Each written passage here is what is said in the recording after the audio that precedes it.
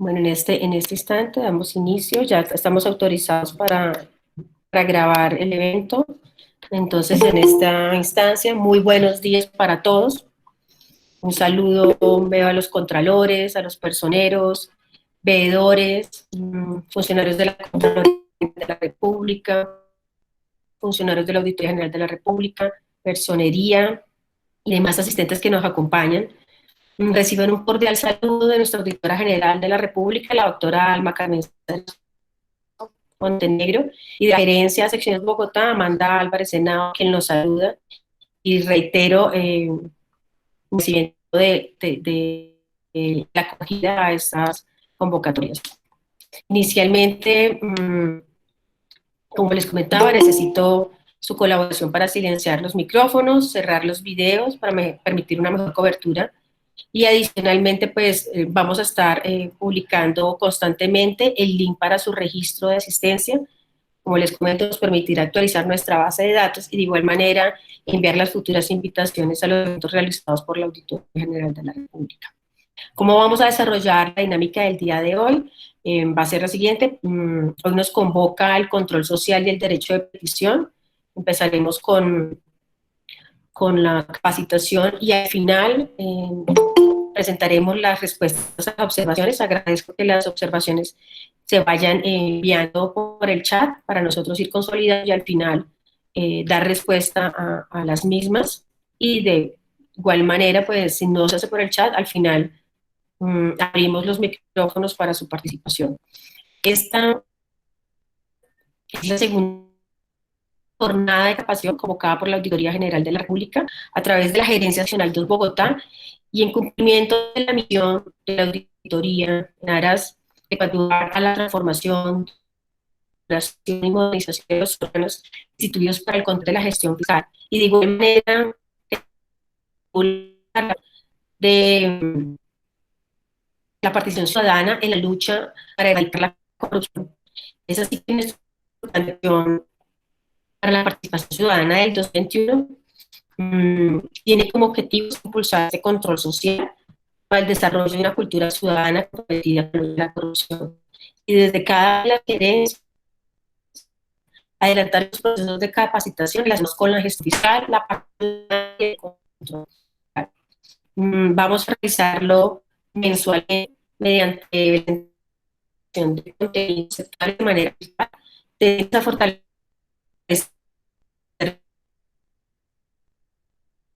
la participación ciudadana y el control fiscal. Y a los ciudadanos interesados en vigilar el uso de los recursos públicos. Les recuerdo que vamos a abordar el tema de... Hay mucha interferencia. Hay mucha interferencia en su comunicación, doctora Amanda. Se está entrecortando, doc. Permítame a ver qué puedo hacer. Voy a cerrar el video, a ver si de pronto pueda mejorar. ¿Mejor?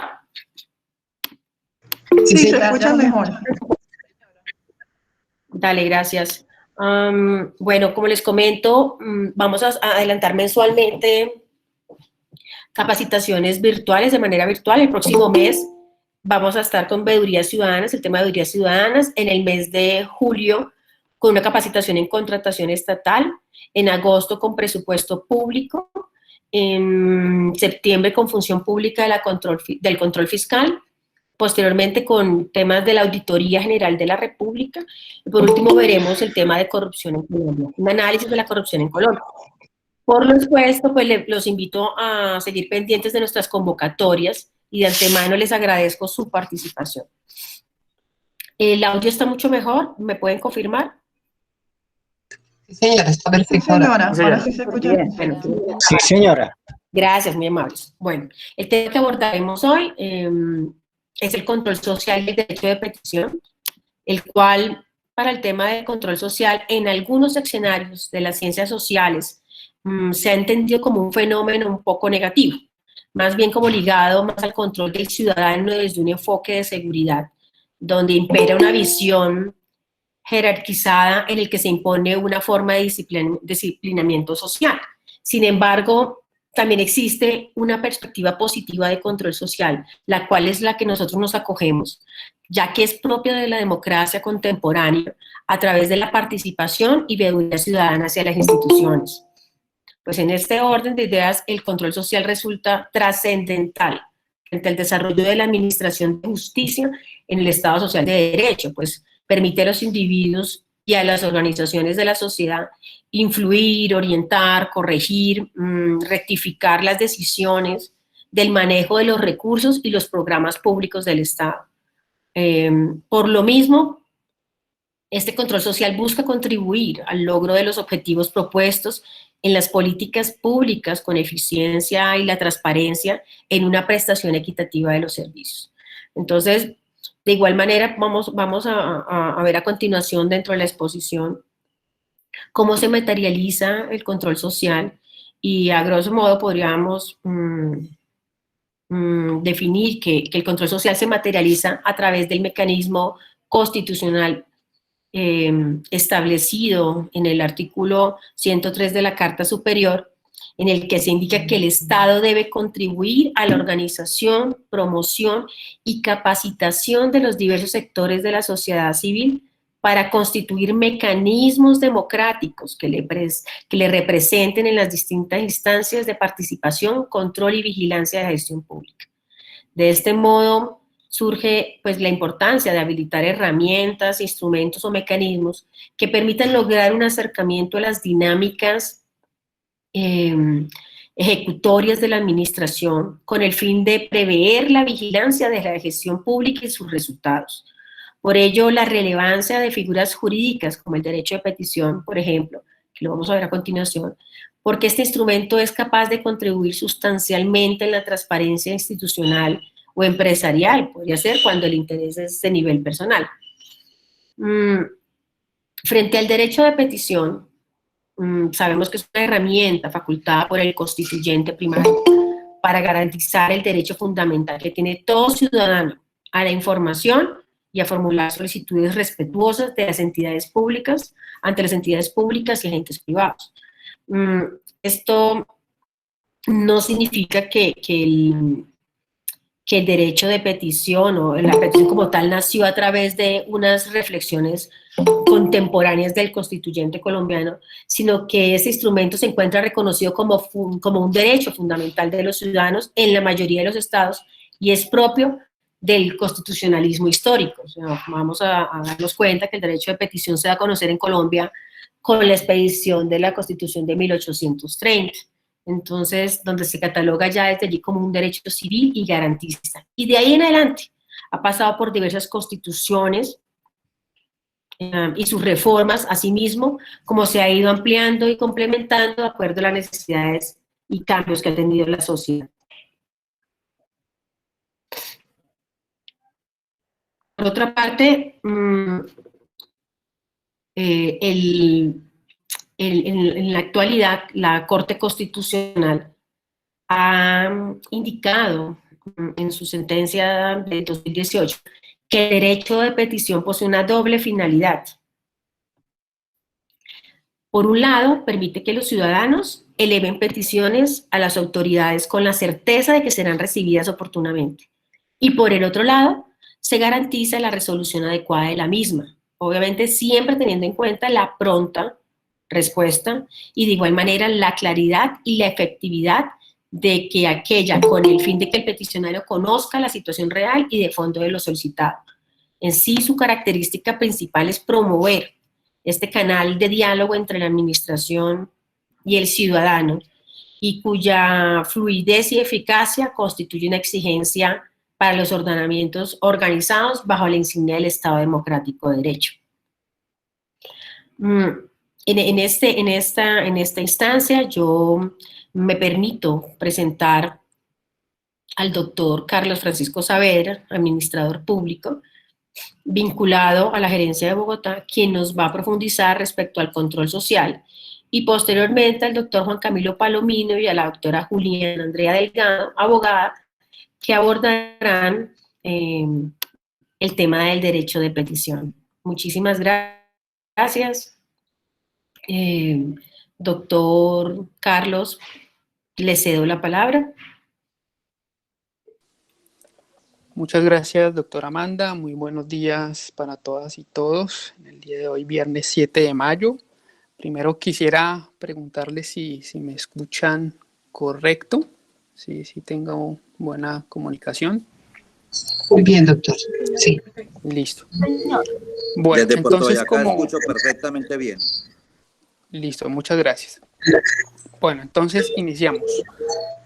Como lo mencionaba la doctora Amanda, dentro del control social, digamos que naturalmente y desde una visión filosófica y teórica, uno podría decir que el control social es aquel mecanismo de participación ciudadana mediante el cual la ciudadanía de manera colectiva o de manera individual realiza un ejercicio de vigilancia sobre la gestión pública, ¿sí?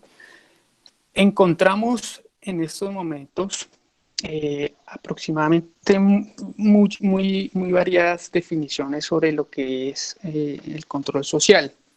La Auditoría General de la República el día de hoy trae a colación dos definiciones que están enmarcadas en primer lugar dentro de la Ley 1757-2015 que reglamenta todo el tema de mecanismos de participación en Colombia y nos define que el control social es el derecho y deber de los ciudadanos a participar de manera individual o a través de sus organizaciones, redes sociales e instituciones en la vigilancia de la gestión pública y sus resultados. Acá podríamos ver dos elementos. Primero, que se puede realizar control social cualquier individuo de manera, digamos, individual o de manera colectiva mediante una instancia de participación, una organización comunitaria, puede realizar ejercicios de vigilancia y control sobre la gestión pública. Este segundo elemento también es importante traerlo a colación porque si ustedes ven, define gestión pública sobre cualquier tipo de actividad del Estado, no solamente a la rama ejecutiva, lo que podría ser, digamos, presidencia de la República, alcaldía municipal, gobernación, sino que involucra a todas las ramas del sector público, que puede estar, por ejemplo, hacerle control social al Congreso de la República, al Consejo Municipal, a las asambleas departamentales e incluso hacerle también un ejercicio ciudadano de vigilancia a la rama judicial. Una segunda aproximación conceptual la extraemos de una sentencia de la Corte Constitucional que nos define que el control social es un mecanismo que tiene como finalidad incentivar, promover y garantizar la actuación de la ciudadanía en el seguimiento de las actividades de las entidades y funcionarios a cuyo cargo se encuentra el cumplimiento de funciones públicas o de administración de recursos públicos. Este último elemento también es importante porque, como lo mencionaba anteriormente, digamos, no solamente se encuentra el ejercicio de control social sobre funcionarios o entidades públicas, sino que también en este último apartado, administración de recursos públicos, podemos encontrar también si un tercero o privado ejerce algún tipo de ejercicio de función pública. Se me ocurre, por ejemplo, en este momento de una notaría o otra instancia, también puede ser objeto de control social, también como por ejemplo las curadurías urbanas. Tenemos el siguiente marco normativo a grandes rasgos y a manera general. En primer lugar, el artículo 103 de la Constitución Política de Colombia de 1991, que ya lo mencionaba la doctora Amanda, que nos habla fundamentalmente que el Estado debe promover y contribuir para la organización, la capacitación y promoción de todas las organizaciones o asociaciones de carácter participativo para el ejercicio ciudadano del derecho a la participación ciudadana sobre diferentes temas o asuntos y áreas de desarrollo. Pueden ser cívicas, sindicales, comunitarias, juveniles, de beneficencia, etc. Y debe garantizar asimismo que se constituyan los mecanismos democráticos de representación en diferentes instancias de participación. Igualmente, el artículo 270 de la Constitución Política, que nos trae a colación que la ley y el Estado deben organizar todas las formas y sistemas de participación ciudadana en todos los niveles para vigilar la gestión pública. Entonces vemos que la vigilancia de la gestión pública a través de la participación ciudadana tiene una connotación y protección constitucional. Tenemos dos sentencias, hay muchas sentencias, pero traemos a colación estas dos sentencias que son llamativas e interesantes. En primer lugar, la sentencia C-438-2017, que en su momento declaró exequible el decreto ley 691-2017, que creó el Fondo para la Sostenibilidad Ambiental y Desarrollo Rural en las zonas afectadas por el conflicto. ¿Por qué es importante esta sentencia? En un artículo dentro de esta ley, decreto ley, la sentencia C-438 declaró exequible que en el marco de la implementación de los acuerdos de paz de La Habana es posible crear observatorios de transparencia para la vigilancia y la materialización y seguimiento de los acuerdos de paz, que tienen también igualmente una connotación con carácter hacia la vigilancia general de la gestión pública. Tenemos la sentencia C-335 de 2013. Este era un poco también lo que se mencionaba al principio. Esta sentencia es llamativa en la medida de que se habla sobre control social formal e informal, un poco sobre lo que era una revisión de constitucionalidad sobre la ley 1257 de 2008, que buscaba sensibilización y prevención sobre diversas formas de violencia contra la mujer, y había un apartado que era las medidas para fomentar sanción social, y la Corte Constitucional hace una exposición interesante sobre lo que es el control social formal e informal, un poco sobre lo que es control a través de la familia, la educación, el trabajo, la cultura, y medios formales como sería ya, justicia, policía, etc. Ley estatutaria 850 de 2003, en esencia es la norma rectora de la Constitución, funcionamiento, derechos y definición de las veedurías ciudadanas, y la Ley Estatutaria 1757-2015, que reglamenta todo lo que tiene que ver con el ejercicio y los mecanismos de participación ciudadana en Colombia. Dentro de los objetivos del control social, digamos que todo se esboza desde la participación ciudadana y constituyéndose como tal, como un derecho fundamental consagrado en la Constitución Política, y su objetivo principal es el de realizar seguimiento y evaluación de las políticas públicas, así como de la prestación de los servicios públicos y la correcta utilización de los recursos y los bienes públicos por parte de las autoridades públicas y por los particulares que ejercen funciones públicas.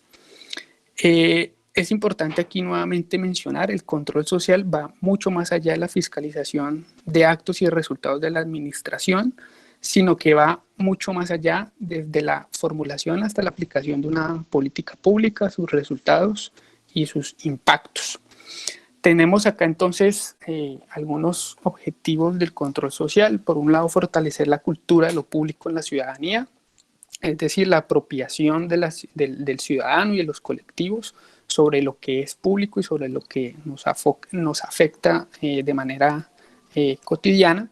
Contribuir a la mejora de la gestión pública desde el punto de vista de su eficiencia, eficacia y transparencia. Prevenir riesgos y hechos de corrupción en la gestión pública, en particular con los relacionados con el manejo de los recursos públicos. Este elemento es fundamental también para el control social. En tercer lugar, fortalecer la participación ciudadana para que contribuya a que las autoridades hagan un manejo transparente y eficiente de los asuntos públicos. y apoyar y complementar la labor de los organismos de control en la realización de sus funciones legales y constitucionales. Por eso nosotros vemos de manera tan importante y tan activa el ejercicio de veedurías ciudadanas y ejercicios de participación colectiva o individual de la participación ciudadana y el ejercicio de control social de manera relacionada y directa con entes u órganos de control a nivel municipal, una Contraloría Municipal, una Contraloría Departamental, Contraloría General de la República y la Auditoría General de la República. El alcance del control social, digamos que parte en esencia del ejercicio del derecho de la participación ciudadana y fundamentalmente se encuentra dentro de lo que es la capacidad y la incidencia del control social sobre el ejercicio de los derechos constitucionales. Encontramos, por ejemplo, solicitud de información para el desarrollo de su labor. Acá es fundamental lo que vamos a ver a continuación y por eso está relacionado con el tema de control social, el ejercicio del derecho de petición.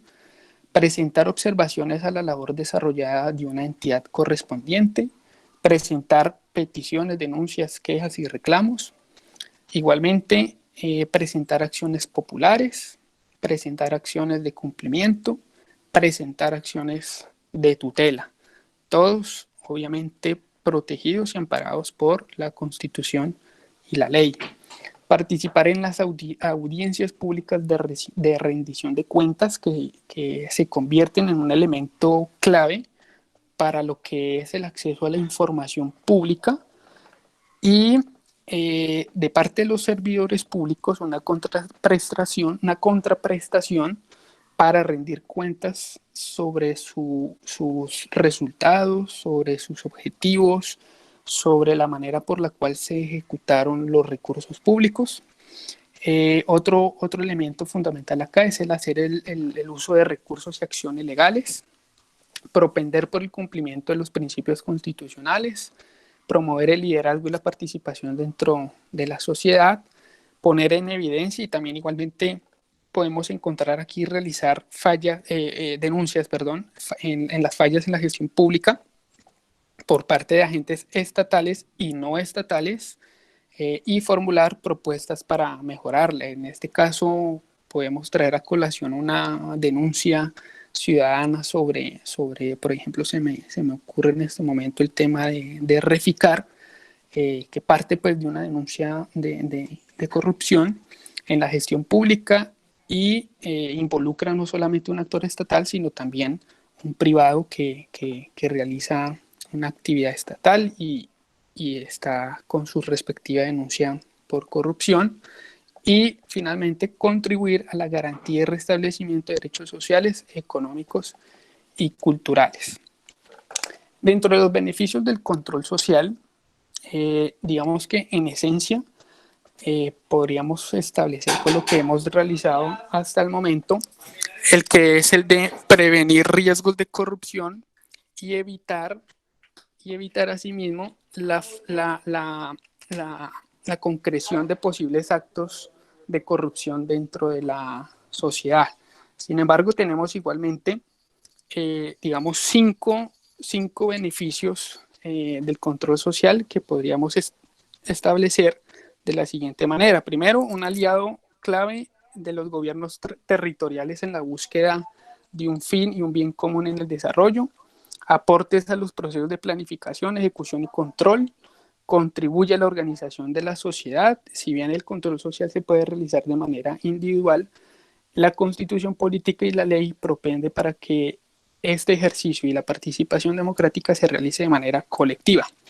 Desarrolla habilidades en los ciudadanos en relación a que los ciudadanos se interesen primero sobre los asuntos públicos e igualmente realicen un ejercicio académico, de formación y de investigación sobre los asuntos que les interesan, les llaman la atención y deben realizar igualmente control social.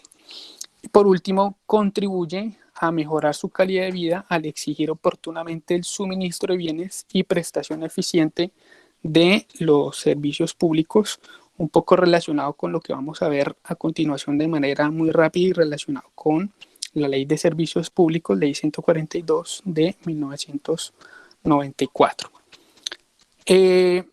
Tenemos varios mecanismos para concretar el ejercicio del control social.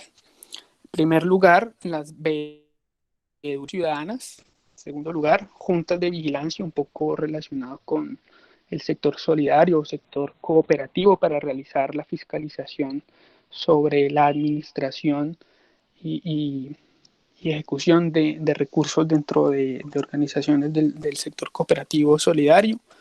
Comités de Desarrollo y Control Social de los Servicios Públicos Domiciliarios, igualmente. Tenemos también auditorías ciudadanas que se pueden realizar en el marco de una reunión de varias personas en torno a lo que puede ser una veeduría ciudadana o otro mecanismo, como por ejemplo las instancias de participación ciudadana, donde encontramos en este caso, por ejemplo, lo que son los consejos de juventud, instancias de participación deportiva, cultural, consejos de cultura también. Hay unos consejos también a nivel municipal y distrital que serían los consejos de mujeres, de población adulta mayor también. Y el ejercicio de los derechos constitucionales dirigidos a controlar la gestión pública y sus resultados. Acá podemos encontrar, por ejemplo, lo que es el ejercicio del artículo 23 de la Constitución Política o derecho de petición. Vamos a ver a continuación, a grosso modo, porque la Auditoría General de la República, dentro de su compromiso con el control social, como lo decía la doctora Amanda al comienzo, realizar una capacitación puntual sobre las veedurías ciudadanas. Sin embargo, por la importancia de su tema en este día de hoy, tenemos que las veedurías ciudadanas son un mecanismo democrático de representación de la sociedad que permite a ciudadanos y a organizaciones comunitarias a ejercer vigilancia sobre la administración pública y a las autoridades, como lo mencionaba anterior, administrativa, política, judicial, electoral, legislativa y órganos de control. Esto es fundamental porque normalmente, digamos, uno en la calle con los amigos puede hablar sobre qué hace una veeduría ciudadana o qué es el control social, y uno normalmente lo que dice no es lo que está realizando el alcalde en su plan de desarrollo o el gobernador, ¿sí? Digamos, obviamente fundamentado también en que es la afectación directa mía como ciudadano en lo que tiene una administración local sobre el bienestar y sobre el diario vivir de un ciudadano. Sin embargo, se puede realizar, como lo veíamos, un ejercicio de control social a los órganos legislativos, que puede ser el Consejo o el mismo Congreso de la República en la revisión de los proyectos de ley, reformas, etcétera, judiciales en cuanto a la revisión y el sustento jurídico de la expedición o la revisión de una sentencia, etcétera, electoral y órganos de control, igualmente así como entidades públicas o privadas, ONGs de carácter nacional o internacional que operen dentro del país, que tengan a su cargo ejecuciones de programas, proyectos, contratos o la prestación de un servicio público. Tenemos igualmente acá, digamos, la ley marco de las veedurías ciudadanas, sería la ley estatutaria 850 de 2013 y la ley 1757 de participación ciudadana en sus artículos 67 a 72. Y tenemos que realiza en esencia una veeduría ciudadana. Ejerce vigilancia preventiva y posterior del proceso de gestión, donde se realizan diferentes recomendaciones de oportunidad de mejora ante las entidades que ejecutan un programa, proyecto o contrato en el Estado. Tenemos finalmente estas dos consideraciones finales sobre el control social. En primer lugar, tenemos que la gestión en la administración pública mejora cuando es participativa. Y cuando se es participativo, significa que podemos actuar de manera colectiva, de manera formativa y de manera interesada sobre no solamente los asuntos que me afectan a mí como individuo, sino sobre los asuntos y temas que afectan a una sociedad o a un colectivo. Entiéndase afectar no solamente como algo negativo, sino sobre alguna política pública, algún proyecto que me pueda a mí hacer favorable o igualmente desfavorable, y permite que la gestión pública dentro de la administración y dentro de todo el aparato estatal y de sus ramas pueda mejorarse y pueda considerarse oportunidades de mejora y evitar la materialización o la ocurrencia de riesgos de corrupción. Y en segundo lugar, digamos un poco a modo ya filosófico, podríamos tener que algunas conductas como la corrupción, el prejuicio y la violencia están muy arraigadas dentro de la sociedad y los mecanismos de control social formal buscan eliminarlos, y estos igualmente, a pesar de son insuficientes y requieren de un reforzamiento del control social, es decir, de la participación ciudadana, e igualmente para ser eficaces, pues de lo contrario el individuo seguirá ejecutando, intentando simplemente evadir un castigo para interiorizar la obligatoriedad de su cumplimiento. En esencia, entonces, este es el tema de control social.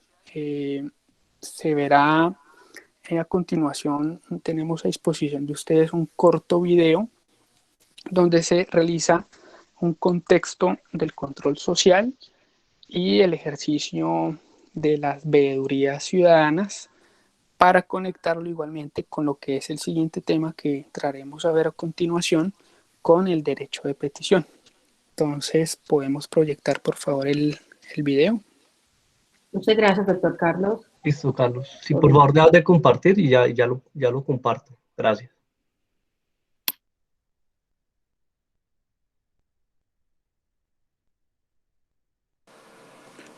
Disculpen, una pregunta. ¿Hay forma de que esas diapositivas, esos videos nos los envíen al correo? Disculpe la intromisión. Sí, doctor Henry, la información, los videos y las diapositivas van a enviarse a sus correos electrónicos, por eso les agradezco diligencia en la asistencia para tener nosotros la información y de igual manera al final la encuesta que les vamos a enviar. Sin embargo, por otra parte, el video se va a encontrar en el micrositio de la Auditoría General de la República. En caso de que, pues, si necesitan el video, va a estar publicado allí en este micrositio, y frente a las diapositivas, con mucho gusto se las hacemos llegar a los correos que ustedes relacionen.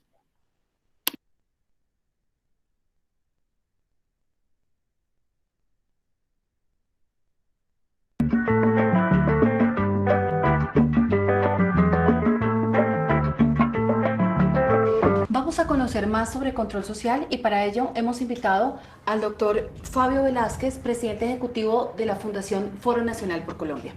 Doctor Fabio, buenas tardes. Buenas tardes. Doctor Fabio, cuéntenos, ¿qué es control social? Bueno, digamos que la idea básica que hay en el control social es que la gente, el ciudadano, las ciudadanas tengan un papel activo en la vigilancia de lo que hacen los agentes públicos. Y entendemos por agentes públicos no solamente los funcionarios o servidores públicos, sino también cualquier sector privado que en algún momento esté prestando un servicio público.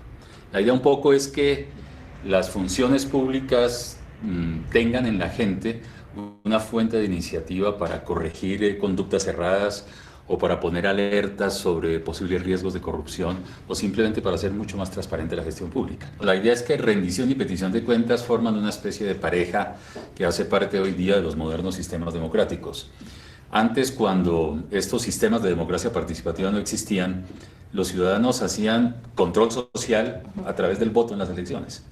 Hoy día hay una posibilidad más cercana de que el ciudadano pueda establecer un nexo más directo con el gobernante.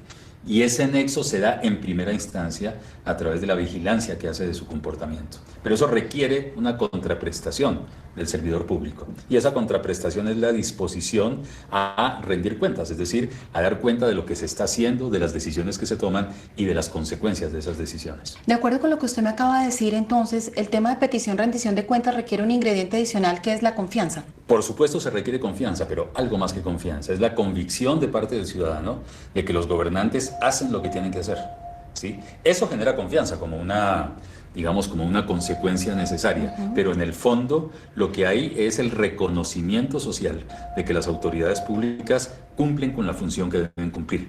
Si no lo hacen, justamente la vigilancia ciudadana es un instrumento muy importante para comenzar a reconstruir ese puente entre el ciudadano y el gobernante. Es decir, que podría ser un elemento preventivo. Por supuesto, una de las funciones del control social es el componente preventivo de la acción ciudadana. Prevenir, como tú lo señalas, significa tratar de que no ocurran ciertas cosas que no deben ocurrir. Lo podemos poner en términos de riesgos de corrupción. Entonces, cuando un ciudadano hace vigilancia del comportamiento y de la conducta de su gobernante, lo que está haciendo en última instancia es evitar que se generen todas las condiciones para que aparezcan los riesgos de la corrupción. Y ese me parece que es una de las funciones más importantes que tiene la vigilancia ciudadana. Y como ciudadana, ¿qué tengo que hacer para hacer control social? Todo proceso de vigilancia ciudadana debe basarse en buenas dosis de información acerca del objeto de mi observación. Si yo estoy vigilando el uso del presupuesto, debo conocer el presupuesto. Si estoy vigilando una obra pública, debo conocer en qué consiste la obra pública, quién es el contratista, quién la está haciendo, cuál es el cronograma, cuál es el valor. Es decir, esa información es clara. Así pues, información de un lado, voluntad para hacerlo, capacidad de conversación y negociación con la autoridad pública, y de ahí en adelante ya va a depender mucho de la iniciativa y la creatividad del ciudadano y de las condiciones del entorno que tenga, digamos, que hagan parte del proceso. Ahora, quizá lo interesante es que la vigilancia social tú la puedes hacer como individuo, como persona, pero normalmente los sistemas democráticos tienden a que los ejercicios sean colectivos. Es decir, la democracia es una construcción colectiva y por lo tanto la vigilancia social tiene que ser una construcción colectiva. Doctor Fabio, ¿cómo hacer control social con ciudadanos que no tienen suficiente conocimiento de lo público y de lo privado y que además no tienen suficiente conciencia de lo que es el Estado y de las responsabilidades que tiene el Estado? Uno puede decir que todos estos modelos de participación ciudadana, de vigilancia ciudadana, de control social, de interés del ciudadano en lo público, son modelos ideales, son escenarios a los cuales pretendemos llegar. ¿Cuáles son las condiciones hoy? Efectivamente, como tú señalas, hay sectores que no tienen claridad acerca de la distinción entre lo público y lo privado, o que no saben exactamente cuáles son las funciones y las obligaciones del Estado y su posición como ciudadano frente al Estado. Entonces, ahí hay un déficit muy importante que es de cultura política, que es de entender que yo como ciudadano tengo derechos y deberes y que al frente mío hay una organización que vela por el bien común, ¿cierto? Esas comprensiones básicas son absolutamente necesarias para el ejercicio de la participación ciudadana y por tanto el control social.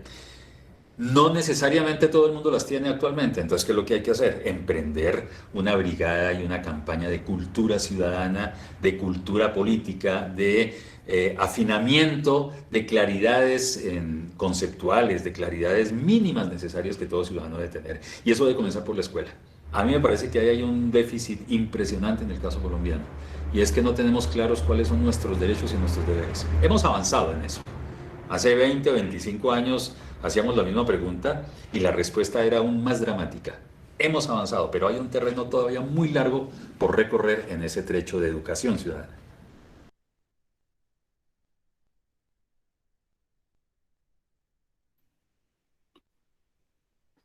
Muchas gracias, Cristian. Doctor Carlos, ¿me colabora para dar continuidad con el tema del derecho de petición? Ya, permítanos un momento la publicación de las diapositivas nuevamente.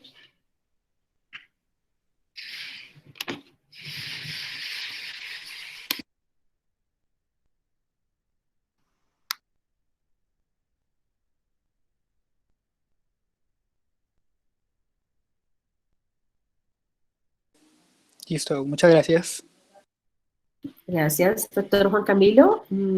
Buenos días. Doctora, ¿cómo están? Muy bien. Hola, buen día a todos. Les recuerdo a todos los participantes, por favor, generar la encuesta y la asistencia. Bueno, le voy a presentar un poco sobre el derecho de petición. La siguiente diapositiva, Carlos, por favor. Bueno, el derecho de petición es la solicitud o reclamo que puede realizarse ante autoridades competentes, ya sean privadas o públicas, las cuales son presentadas por personas individuales, es decir, naturales o jurídicas, cualquier grupo, asociación u organización, con el fin de recibir una respuesta a la necesidad de una información, consulta o cumplimiento de un derecho. Como fundamentos constitucionales, la siguiente, Carlos, por favor. Como fundamentos constitucionales y legales encontramos en primer lugar nuestra ley madre, que es la Constitución Política, en el cual en el artículo 23 nos dice que el derecho de petición es un derecho fundamental. También encontramos la sentencia C-818-2011, ahora les estaré explicando un poco acerca de cada uno. Por otro lado encontramos la ley 1437 de 2011, la cual fue modificada por la ley 1755 de 2015, la cual nos regula o nos brinda parámetros de cómo debemos presentar un derecho de petición ante las autoridades, lo cual podemos encontrar del artículo 13 al artículo 33. En el capítulo 1, reglas generales, y en el capítulo 2, reglas específicas. La siguiente, Carlos. Como esencia encontramos en la sentencia 818 de 2011, la cual fue proferida por la Corte Constitucional, que tiene como fin las siguientes características y se constituye en los siguientes aspectos. Primero, podemos encontrar la posibilidad de elevar una solicitud respetuosa ante las autoridades, en la cual, como consecuencia, debemos recibir una respuesta pronta, oportuna, precisa, concisa y de fondo a nuestra solicitud realizada.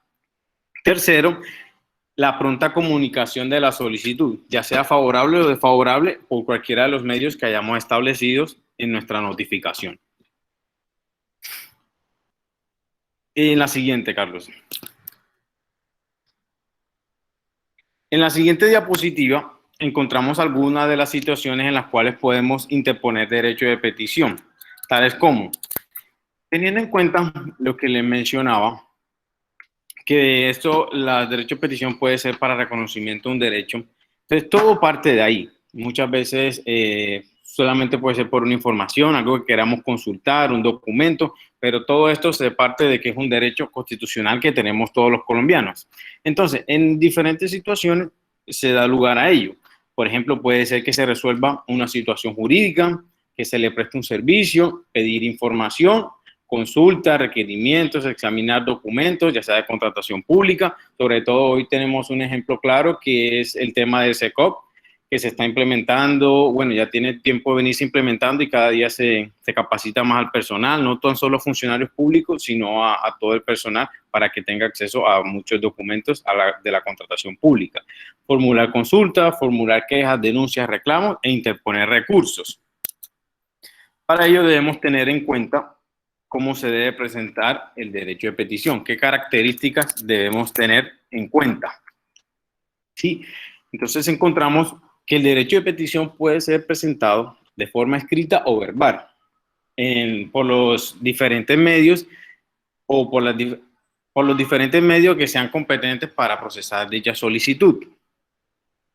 También debemos tener en cuenta que se deben analizar todos los documentos que sirvan como pruebas. Entre más documentos que anexemos, mucho mejor. Tenemos una solicitud más completa y las autoridades que están resolviendo, que están estudiando el caso de nuestro derecho de petición, puedan tener una respuesta, puedan tener un mejor trabajo a profundidad y nosotros recibir una buena respuesta. ¿Por qué debemos hacerlo? Para que tanto así como para nosotros sea más fácil el proceso, más rápido para las autoridades también, y nos dé una respuesta clara y de calidad. También encontramos que se pueden aportar copias autenticadas y tendrán el mismo valor de la original. Mientras tengan el sello, la firma, todo tiene validez. En la siguiente encontramos el contenido de las peticiones, cómo debemos armar, cómo debe estar nuestro paquetico del derecho de petición. Entonces tenemos que tener en cuenta, empezamos de abajo, del lado izquierdo hacia arriba, la designación a la autoridad en la cual se dirige, el nombre claro de la entidad a cual o a la autoridad competente a la cual va dirigida la solicitud. En el otro aspecto es nuestra información, en la cual debemos tener nuestros nombres completos, apellidos, quién es el representante legal, quién es el apoderado en caso de que no sea como persona natural, sino como persona jurídica o un grupo o cualquier organización. Debemos tener siempre un apoderado o un representante de determinado grupo, indicando el número de identidad y el número donde se recibirá la correspondencia. Tenemos acá un caso muy importante hoy en día, que estamos viendo sobre todo en la pandemia, que estamos manejando muchas cosas virtuales.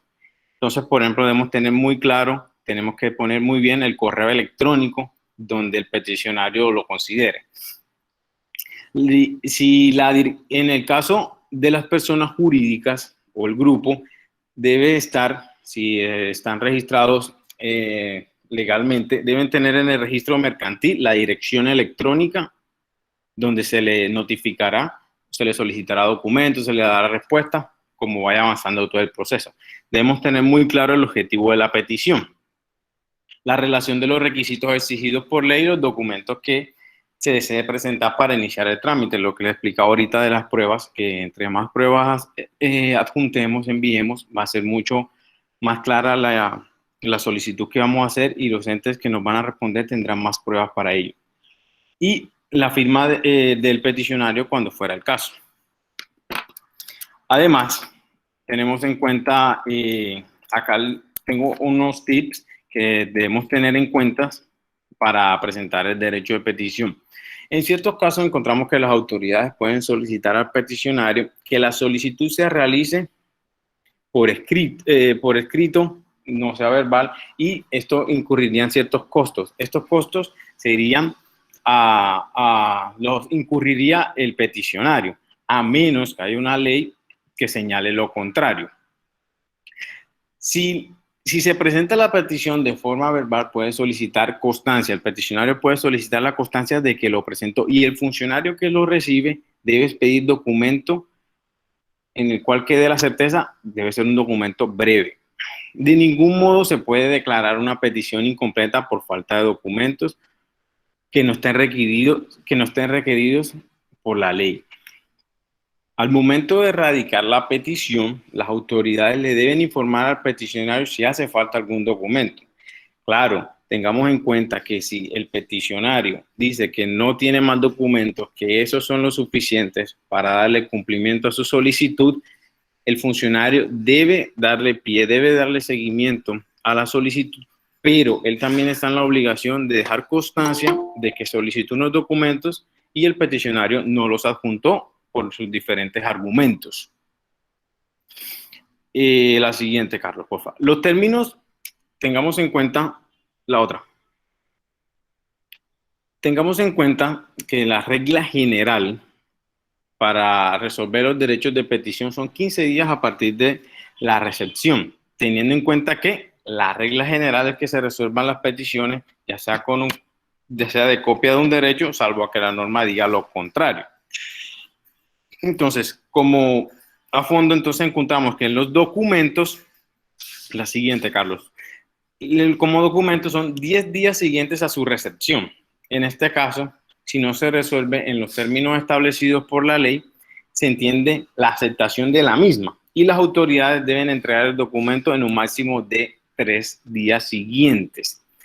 Para el caso de las consultas, son 30 días siguientes a su recepción. Las peticiones de consulta deben resolverse dentro de 30 días siguientes a su radicación como máximo. Por otro lado, encontramos que como toda la pandemia nos ha dejado nuevas cosas debido a la emergencia sanitaria que vivimos por la pandemia del COVID-19, fue expedido el decreto 491 de 2020, en el cual encontramos en el artículo 15 las siguientes ampliaciones de términos. Entonces encontramos que para toda petición debe resolverse dentro de 30 días siguientes a su recepción, es decir, 15 días más. Las peticiones de documentos de información deberán resolverse dentro de 20 días a la recepción del mismo, es decir, también el doble del tiempo. Y las peticiones mediante las cuales se eleva una consulta a las autoridades en relación con materia en su cargo deberán resolverse dentro de 35 días siguientes a su recepción.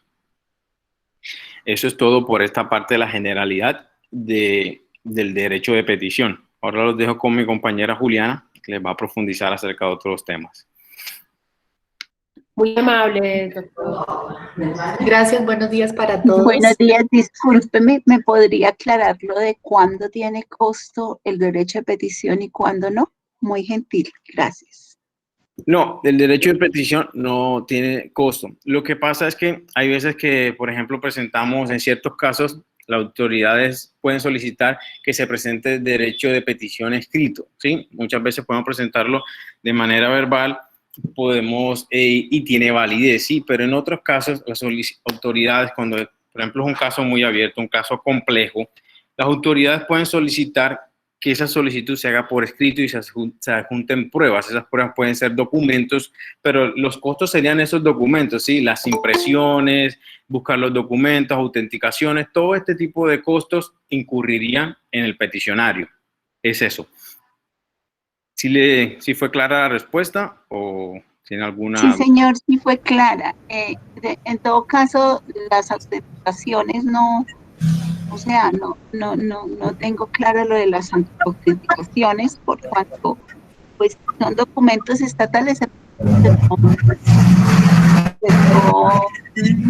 válidos, o sea, son documentos probos, por decirlo de alguna manera, ¿cierto? Y entonces no sabría cómo que tendrían que autenticar, por ejemplo. No, es que todo depende del tipo de solicitud que se esté realizando, dependiendo del documento que la persona está adjuntando, ¿sí? ¿Me hago entender? Dependiendo del documento que la persona quiera juntar a las autoridades, cualquier documento que la persona quiera hacer llegar, y si ese documento incurre en un costo, es un ejemplo de la autenticación, pero si ese documento incurre en algún costo, lo asumiría el peticionario. Bueno, sí, lo importante es que como servidores públicos no resultemos pidiendo documentos, por ejemplo, autenticados que no se requieran o que se esté cobrando por formatos o alguna cosa. Eso es muy importante para nosotros como servidores. Una pregunta, doctor Carlos. Que lo determine de esa manera.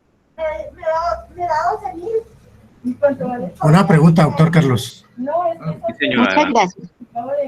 Mire, la Veeduría Municipal de Siachoque, Boyacá, le pasó un derecho de petición a la Contraloría. La Veeduría tiene su correo electrónico, tiene su dirección. Y la Contraloría le contestó fue a la alcaldía. O sea, para mí, doctor, es un irrespeto porque nosotros tenemos nuestro correo y tenemos nuestra dirección. ¿Por qué tiene que agendarle a la personería o a la alcaldía la respuesta? Perdón, creo que se está hablando de la generalidad del derecho de petición y no de casos en concreto, porque no sería como el espacio para debatirlo.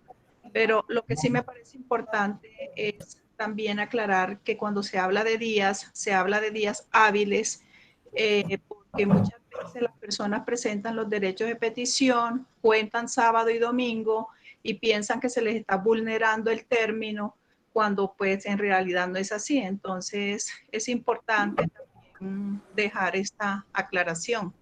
Tengo una pregunta, disculpen. Muchas gracias, doctora Estela. Le voy a pedir un favor, como hemos comentado al comienzo de la dinámica, les agradezco que las preguntas sean al final de la presentación. Si desean, podemos ir adelantándolas en el chat, si quieren las podemos ir registrando para consolidarlas y al final damos respuesta a cada una de ellas, como lo decía la doctora Estela, recomiendo también que estén de tema a nivel general y no de un caso en particular.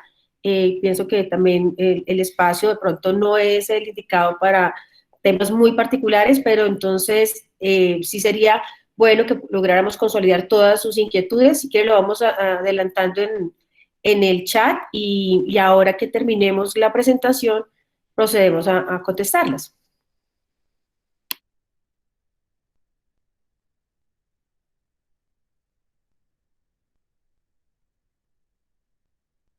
Doctora Juliana.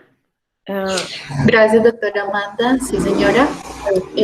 Bueno, para continuar como tal con la explicación del derecho de petición, frente a ello tenemos una excepción de los términos para resolver el mismo. ¿Y en qué consiste esa excepción? Pues ante la circunstancia de no ser posible dar respuesta dentro del término previsto por ley al petente o al peticionario de lo solicitado, faculta al competente o al funcionario que esté encargado de esa petición de informarle al mismo o al interesado las razones por las cuales no puede darle alcance a la petición dentro de ese término inicialmente establecido, y a su vez tiene el deber de informarle el plazo razonable en que dará respuesta a esa petición, que si bien mismo no podrá exceder el doble del inicialmente previsto.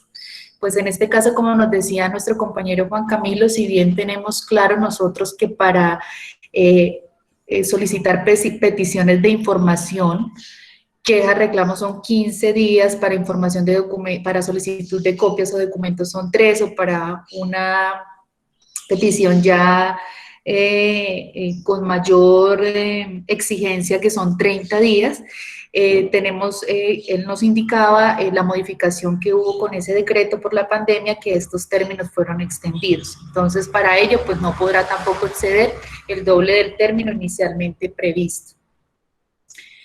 Respecto del derecho de petición, también se presentan situaciones cuando alguna persona realiza una petición que se puede considerar como incompleta o inconfusa o poco clara a quien se les está solicitando.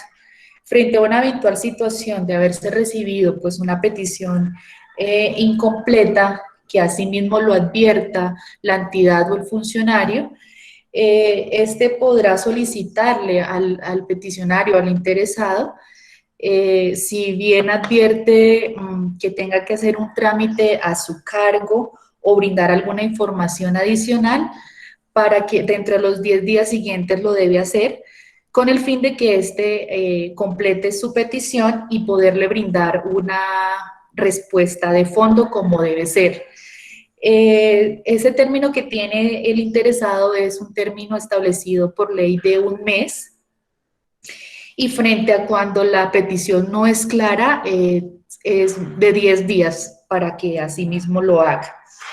Si dentro de ese término el interesado no cumple con ese requerimiento, salvo que solicite prórroga para rendir la información que se le está pidiendo que complete o que aclare, se puede entender por desistida tácitamente esa solicitud o esa petición, pero para poderse entender como desistida la misma, tácitamente se debe emitir un acto administrativo motivado, el cual debe ser notificado personalmente al interesado, y frente a este acto administrativo procede el recurso de reposición. No obstante, esto no es óbice a que el interesado, el peticionario, no pueda volver a instaurar la petición dentro de los términos exigidos por ley. Podemos ir avanzando en la diapositiva, por favor. De igual manera, no solamente se da el desistimiento tácito, que es lo que estaba comentando, sino también, la anterior, por favor, sino también se puede dar el desistimiento expreso a la petición, es decir, que es bajo la voluntad del peticionario, que en cualquier momento podrá retirar la petición que haya elevado ante la entidad. Sin embargo, En los casos en que de manera oficiosa las autoridades podrán continuar con la misma, con dicha actuación, si lo consideran necesario por razones de interés público. A su vez, también nos indica la ley que deberá expedir resolución motivada para continuar de manera oficiosa con la misma. Continuamos, por favor. Carlos, gracias. Siga la siguiente. Existen también una competencia. La siguiente, por favor. Existe también competencia o frente a toda petición que se eleven los ciudadanos, que es cualquier persona que de igual manera tiene ese derecho, porque asimismo la Constitución Política lo consagra en su artículo 23, podemos elevar peticiones respetuosas. Esa competencia, si no recae en la entidad o el funcionario donde lo haya radicado el petente, está en el deber de informarle dentro de los 10 días siguientes a la radicación que no es el competente, y no solamente eso, sino lo más importante, porque siempre debemos garantizar la respuesta del mismo, bien sea negativa o positiva a sus intereses, remitirlo al competente y y comunicarle de esa actuación al peticionario. La siguiente, por favor. Algo que todas las instituciones deben tener presente en sus manuales internos o manuales de procedimientos es el trámite que se le debe dar para atender las quejas o peticiones que realicen los ciudadanos. Con ello es para garantizar el funcionamiento de los servicios a su cargo. Es por ello que estos procedimientos deben estar obviamente en observancia a lo que nos establece la ley. Me refiero a los términos que se tienen para dar alcance a las mismas.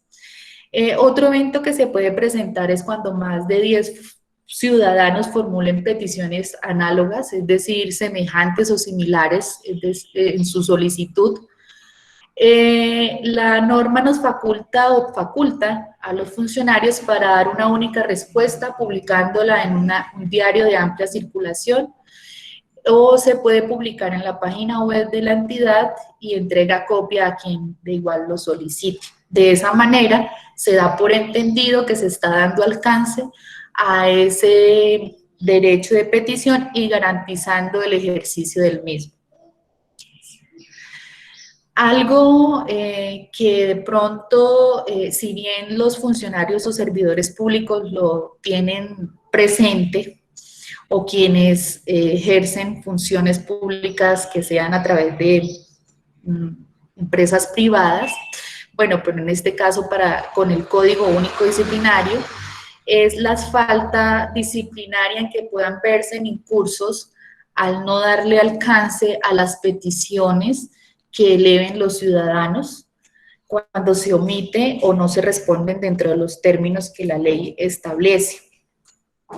Esas sanciones o esa falta disciplinaria se encuentra catalogada como una falta gravísima, pues si bien se estaría transgrediendo un derecho fundamental, y la omisión de cumplir con uno de sus deberes como servidor o funcionario de dar alcance a las peticiones, a todas y cada una de las peticiones que sean elevadas por los diferentes ciudadanos, siempre y cuando pues recaiga la competencia.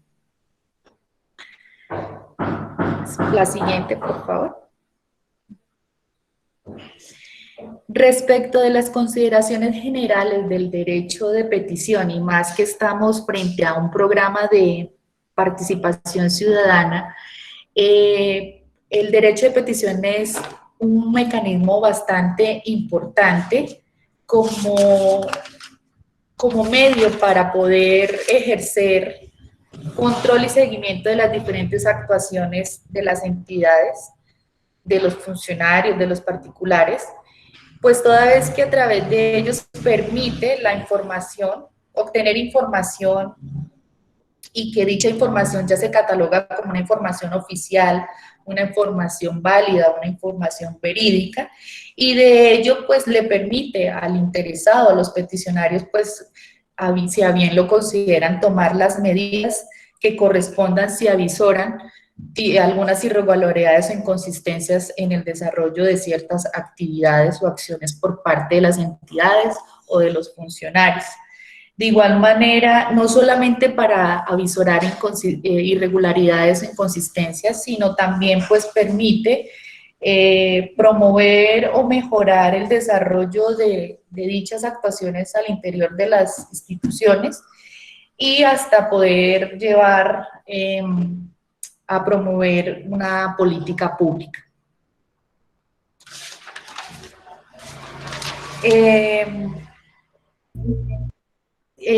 Como se decía, pues igual el derecho de petición, que es derecho fundamental, y el medio para proteger el mismo nos establece la acción de tutela, en el sentido de que si el peticionario no obtiene respuesta y pues hago la claridad que ésta sea negativa o positiva, pero igual se haya dado respuesta de fondo a su solicitud, podrá acudir o podrá reclamar sus derechos ante un juez constitucional con el fin de que a través de petición.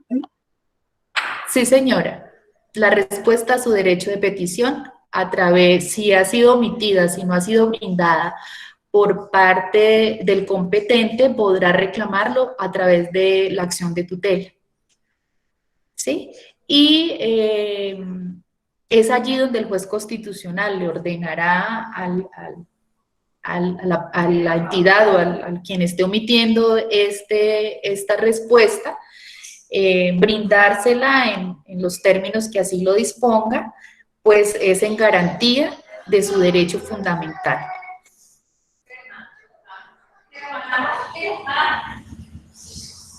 En este momento, pues, grosso modo se ha dicho términos y generalidades del derecho de petición. Vamos a proyectar un video al respecto para concluir si hay algunas dudas que de igual manera se van a resolver una vez finiquitemos el video, para que prestemos atención. Gracias.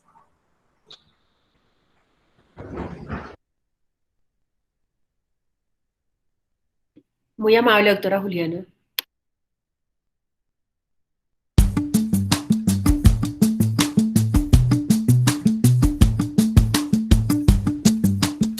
En el día de hoy vamos a hablar de un asunto muy importante para cualquier persona que resida o sea habitante del país, de Colombia. Vamos a hablar del derecho de petición. ¿Qué es el derecho de petición? El derecho de petición es una de las manifestaciones más evidentes, más prácticas de lo que es un sistema democrático. ¿Por qué razón? Porque es la posibilidad, es la facultad que tienen todas, absolutamente todas las personas, de pedirle a las autoridades e inclusive a algunos particulares que ejercen básicamente funciones públicas, lo que estimen que esas autoridades o esas personas les deben brindar, les deben suministrar, les deben aportar. El derecho de petición está consagrado en la Constitución política y está consagrado como un derecho fundamental. ¿Por qué? Porque, repito, hace parte de lo que comprende un sistema realmente democrático. ¿Cómo se ejerce el derecho de petición? El derecho de petición, por su misma naturaleza, no está sometido a ninguna formalidad ni ninguna ritualidad de carácter específico. No se necesita ser abogado para ejercerlo, basta simplemente ser persona. Debe, por razones de orden práctico, eso sí, pues cumplir con algunas cuestiones básicas en aras de que la respuesta pues llegue a ser realmente eficaz. ¿Cuáles son esas consideraciones o esas cuestiones básicas que debe contener el derecho de petición? En primer lugar, la autoridad a la que se pide.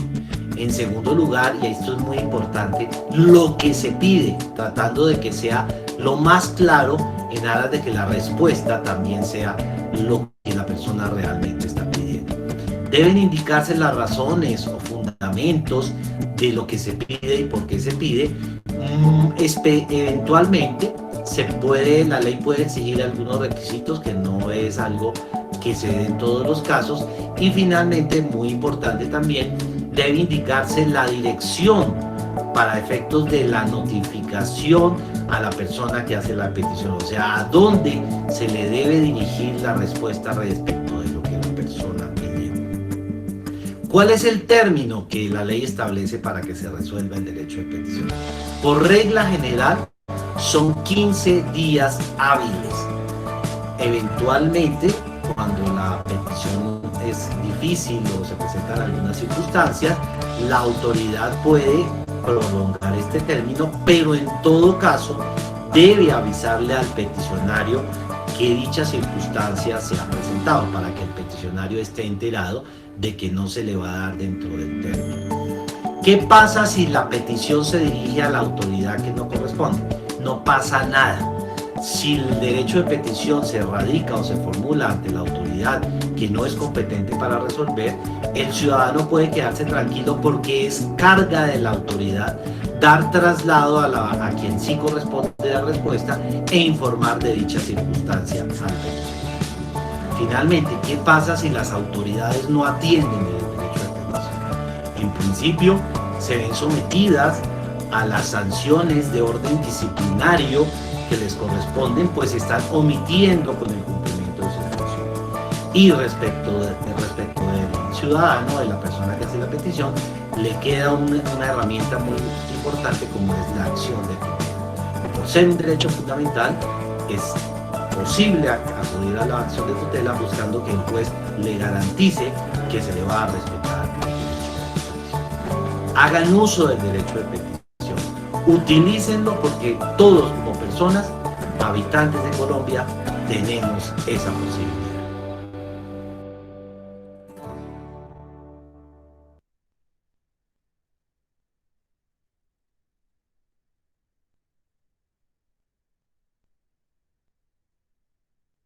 Muy amable, Cristian.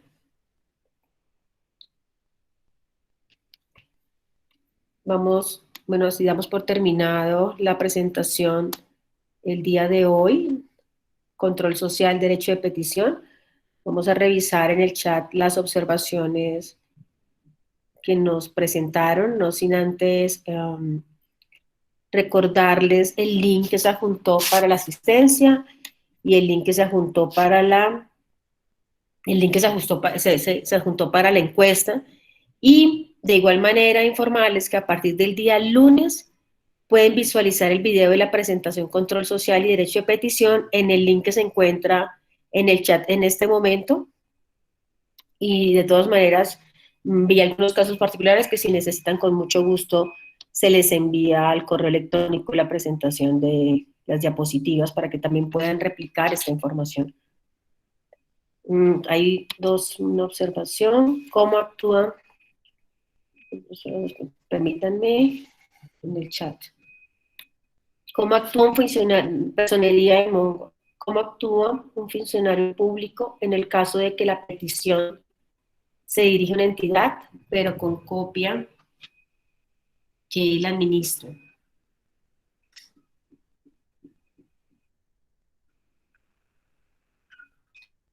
Y la segunda inquietud, un segundo, estoy viendo el chat muy rápido. Buenos días, doctor. Una pregunta respecto a los traslados por competencia. Según norma 755-2015, son 5 días. En el marco de pandemia por COVID, ¿se modifica el plazo para trasladar o sigue igual? También cabe el silencio a mí. Ya son varias. Vamos a consolidarlas para darle respuesta. Permítanme un momento. Y aprovechando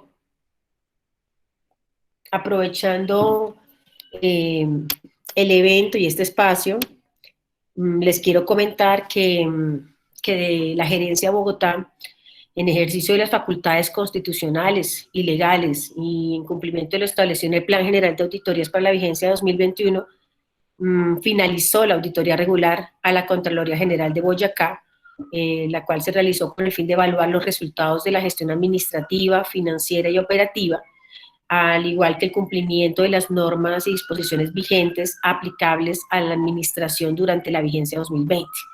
Este informe puede ser consultado por todos ustedes en la página de la Auditoría General de la República.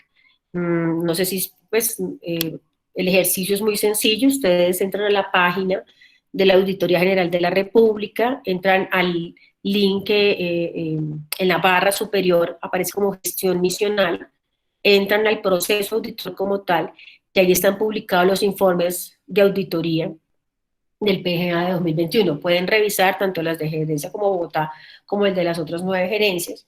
En nuestro caso, Gerencia Bogotá, podrán revisar los informes en su momento que se hayan finalizado. En este momento solamente finalizó el de Boyacá, pero posteriormente encontrarán Cundinamarca, Amazonas, San Andrés, Tunja y Soacha.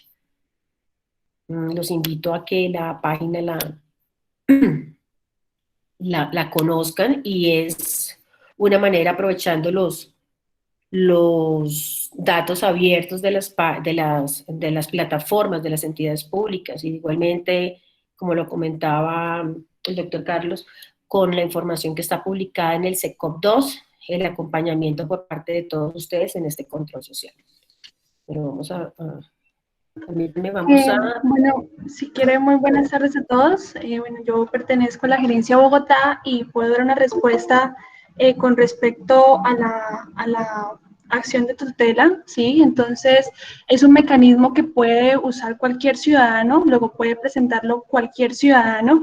Sin embargo, pues si requieren ayuda para su realización, pues pueden acudir a la Defensoría del Pueblo, a las personerías o a los consultorios jurídicos de las universidades, y ellos les pueden brindar, digamos, una ayuda para la presentación de la acción de tutela. Pero, sin embargo, cualquier ciudadano pues puede acudir a este mecanismo. Por otro lado, frente a la duda de si se ampliaron los términos para remitir por competencia las peticiones, no, ese sigue siendo de 5 días, ese término no fue ampliado. Esas son las respuestas que puedo brindar. No sé si tienen más dudas o si quedó claro lo que dije. Sí, buenos días. La pregunta es desde la veeduría de Siachoque. ¿Por qué nosotros radicamos un derecho de petición a la Contraloría y la Contraloría nos lo mandó a nosotros y nos lo mandó fue a la alcaldía? ¿Nos están irrespetando, no están reconociendo nuestra personalidad jurídica?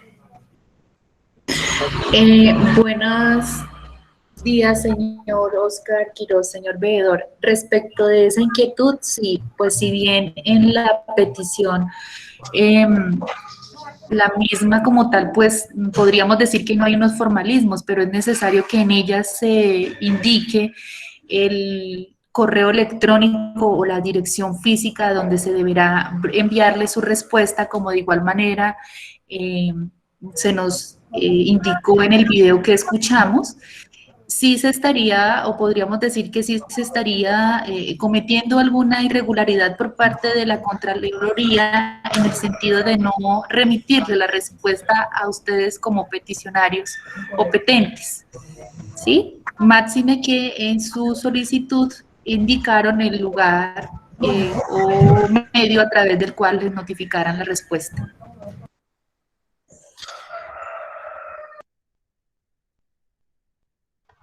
Finalmente, frente a la otra pregunta, la primera pregunta que decían que, bueno, si se envía con copia a una entidad, esa entidad, ¿qué debe hacer? Pues si se están tratando temas que son de su competencia, pues también pues debe tratarlos y tramitarlos. No sé si hay más preguntas y tiene lo que dijo Juli, la otra Juliana, pues sí es cierto, tienen que responderle al peticionario pues que instaura la petición, ¿no? Una preguntita, ¿ustedes no nos pueden enviar una copia o un esbozo para radicar una tutela? Señor Oscar, como le decía, si ustedes quieren utilizar este mecanismo, de verdad que los consultorios jurídicos de las universidades virtualmente están prestas para asesorarlos, así como, digamos, la Defensoría del Pueblo y las personerías, porque como tal no es nuestra competencia brindar como modelos y demás para hacer las tutelas, ¿sí? Entonces, quienes están llamados a colaborar en eso, pues son los consultorios jurídicos y la Defensoría y las personerías. Sin embargo, pues por internet, pues uno puede encontrar algunos modelos y demás. Sí, señor. Disculpe, buenos días. Soy de Contraloría Cundinamarca. Me llamo Nelcy Rosas. Señor Vedor, para interponer una tutela no necesita un formato especial. Usted simplemente manifiesta cuál es el derecho que le están vulnerando. Entonces lo dirige al juzgado pertinente, al juzgado que corresponde, y con todos los datos y cuáles son los hechos y el derecho que le están vulnerando. No solo no requiere abogado, sino que no necesita un formato especial. Si lo ubica, pues muy chévere.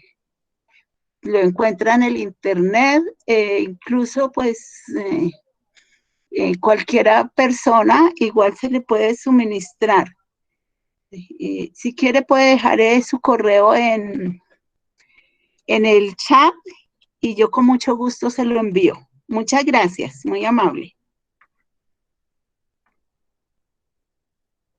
Muchas gracias, Nelcy. Muchas gracias, doctora Nelcy Rosa. Bueno, en esta instancia, entonces damos terminado la capacitación del día de hoy. Les agradezco su participación. Vamos a tener en cuenta el envío de la información y como les... La capacitación.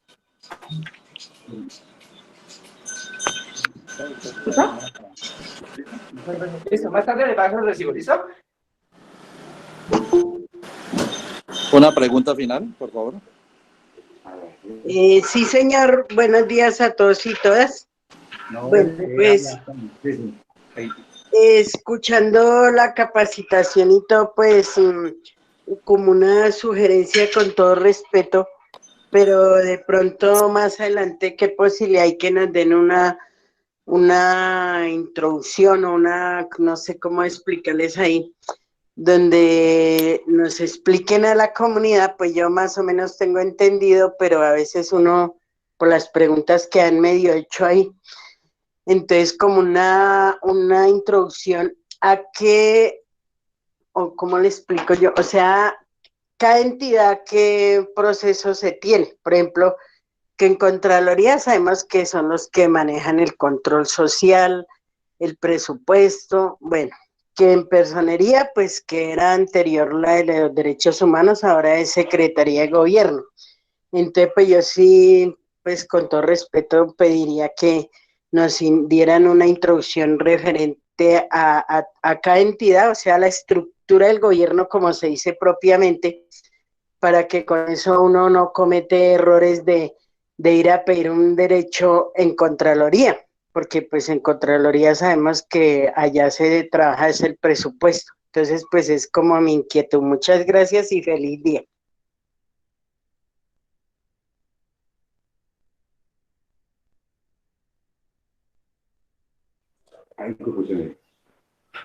Gracias, doctora. Ya.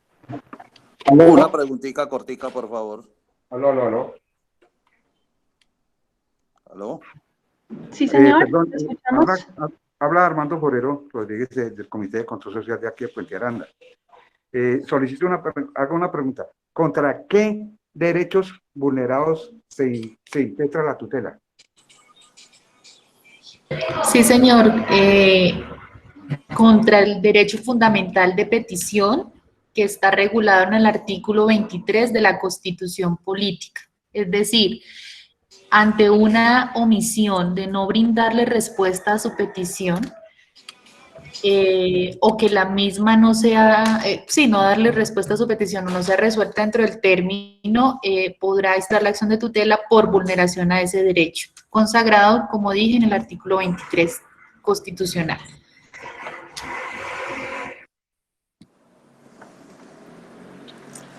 Doctora, perdón.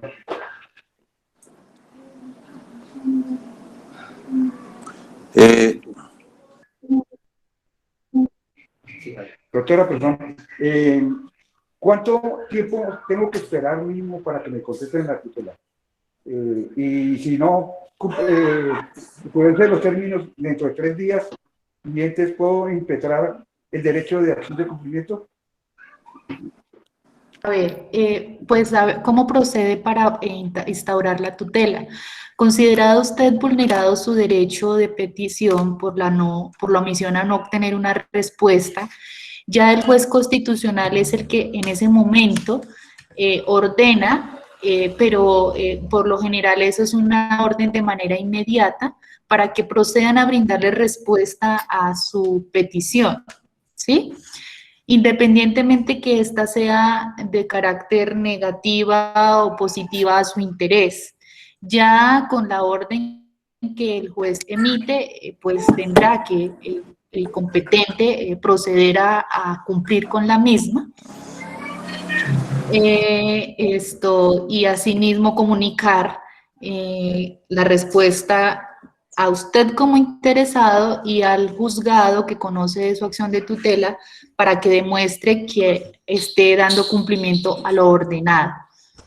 No obstante, pues algo para abonar ahí es que ya se está viendo incurso ante una omisión y el juez tiene la facultad de, si así lo considera, compulsar copias para que a esta entidad o funcionario responsable se le investigue disciplinariamente, así haya dado respuesta a través del mecanismo de acción de tutela. Adicionalmente, pues se cuenta con 10 días, ¿no? Entonces, 10 días para fallar la tutela.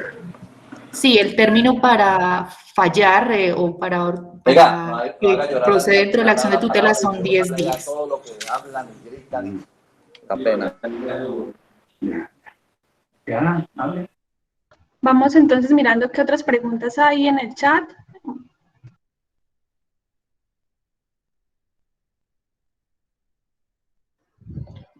Doctora Fanny, la inquietud de las mujeres comunales, Usaquén, están presentes para que por favor nos aclare la inquietud. No entendemos muy bien la pregunta.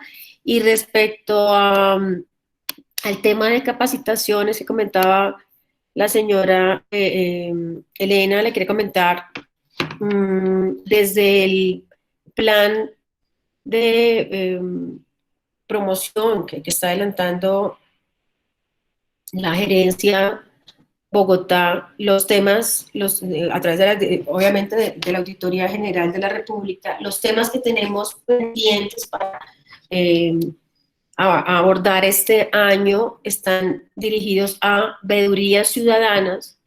También tenemos el tema de capacitación en contratación estatal, presupuesto público, función pública de control fiscal, Auditoría General de la República y corrupción en Colombia. Es la programación que tenemos en este momento en nuestro plan de promoción para la participación ciudadana 2021. Sin embargo, pues también tendremos en cuenta las observaciones que nos están y las recomendaciones y solicitudes que nos está presentando en nuestra elaboración de participación ciudadana y de incorporación dentro de los mismos temas.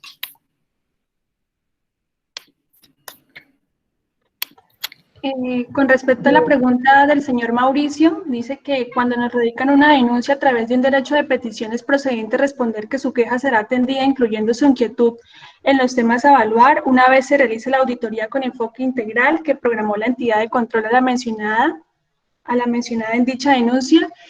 Pues para responder esta pregunta hay que irnos a la ley 1757 del 2015 en su artículo 70. Y pues si es una denuncia con respecto a temas fiscales, pues lo ideal es incluir la respectiva denuncia en la auditoría que se va a realizar, ¿sí? Igual les recuerdo, ley 1757 del 2015, artículo 70, ¿sí? Muchísimas gracias. Bueno, doctora Fanny, doctora Juliana, muchísimas gracias a todos, a todo el equipo de la auditoría, a todos los presentes. Muchas gracias por su participación. Estamos atentos de las del registro y de las encuestas, y recordarles que podrán encontrar toda la información en la plataforma de la Auditoría General de la República, tanto el tema que les comenté del informe final de la auditoría regular que adelantamos a la Contraloría General de Boyacá, pueden revisar allí los informes.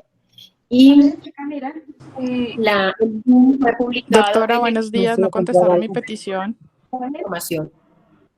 Perdóname, con respecto a mujeres comunales Usaquén, pues consideraría yo que podrían hacer precisamente una petición solicitando información del cronograma o de las reuniones que ahora va a realizar la Secretaría Ejecutiva, ¿sí? Con el fin de conocer cuándo se van a reunir. No sé si, digamos, esa es la pregunta puntual que nos están haciendo, ¿sí? Doctora, no, le estamos hablando de la Contraloría de Bogotá. Muy buenos días para todos, muchísimas gracias. Tenemos una duda frente... era sobre mujeres comunales Usaquén en el chat, que nos están haciendo esa pregunta, ¿sí?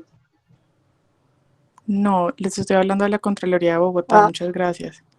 Es que tenemos una duda frente a la petición y la queja del señor Oscar, del señor Vedor, para que por favor nos colaboren con todos los datos y poder solucionar el inconveniente. Sí, buenos días. Gracias, Natalia. Sí, Mercedes.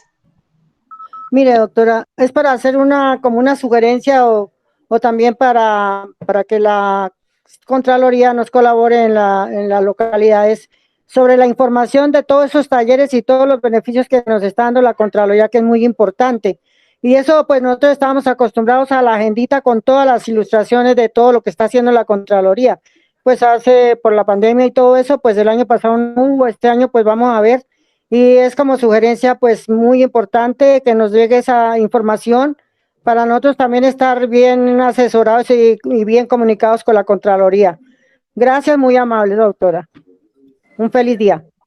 Gracias, señora. Doctora, Desde la Auditoría General de la República se le enviará la información que hoy adelantamos, y de igual manera les haré llegar la primera capacitación que se realizó el mes pasado a los que no pudieron acompañarnos en este momento. Doctora, una preguntita. Gracias por todas esas comunicaciones y todo eso, porque la doctora Naide, ella nos estaba informando con las capacitaciones. Como ahora empezaron, ella nos estaba, porque la reunión anterior habla Flor Sáez de Rodríguez, del Control Social de Puente Aranda. La primera que hicimos en la semana pasada con el abogado, ella cada vez que hay una capacitación nos avisa. Gracias, muy amable. Buena tarde y mil gracias por toda esa reunión que tuvimos de las 10 en adelante hasta ahora. Aquí hay otra solicitud del señor Oscar por parte de la Contraloría de Bogotá. No sé si todavía está el señor Oscar para que brinde los datos de la irregularidad que le evidenció, si está por ahí, para que deje los datos a la señora Natalia Córdoba.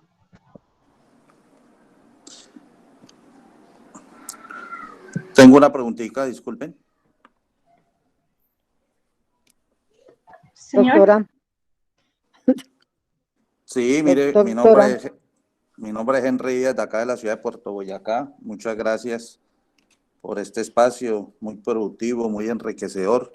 Yo tengo una sugerencia. ¿Qué posibilidad hay de que las personas, en el caso pues de aquí de Puerto Boyacá, que estemos participando en estas capacitaciones, les sea informado a las personerías municipal?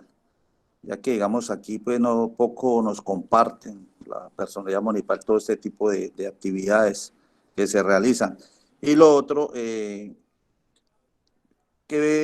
acciones jurídicas se pueden tomar, digámoslo así, cuando un funcionario de la alcaldía se demoran hasta 2 o 3 meses para contestarle a uno un derecho de petición?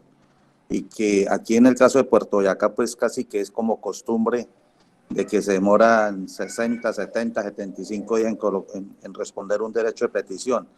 ¿En qué error o qué irregularidad puede incurrir un funcionario frente a este tema? Muchas gracias. Pues la irregularidad en que puede incurrir es precisamente precisamente en el no cumplimiento de sus funciones, porque la ley es clara. La ley da de manera general, como bien lo explicó el doctor Camilo, 15 días, y con el decreto 491 se ampliaron esos términos a 15 días más, hablando en términos hábiles, o sea, 30 días hábiles, que eso aproximadamente pues daría un mes y medio, ¿no?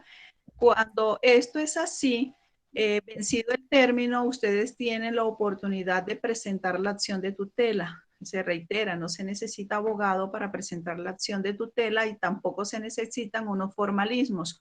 Solamente se requiere que se le acredite al juez constitucional que ustedes hicieron en tal oportunidad o presentaron en tal oportunidad el derecho de petición y que vencido el término no se le ha dado respuesta a la respectiva petición. Por tanto, pues ya el juez de tutela empieza a contabilizar los términos, comunica a la persona tutelada o a la entidad tutelada que está cursando un derecho de una tutela en su contra y le da un término que casi siempre no supera las 48 horas para que dé respuesta. En ese término, por lo general, las entidades tuteladas responden el derecho de petición para que la acción de tutela, cuando el juez la vaya a fallar, salga como hecho superado.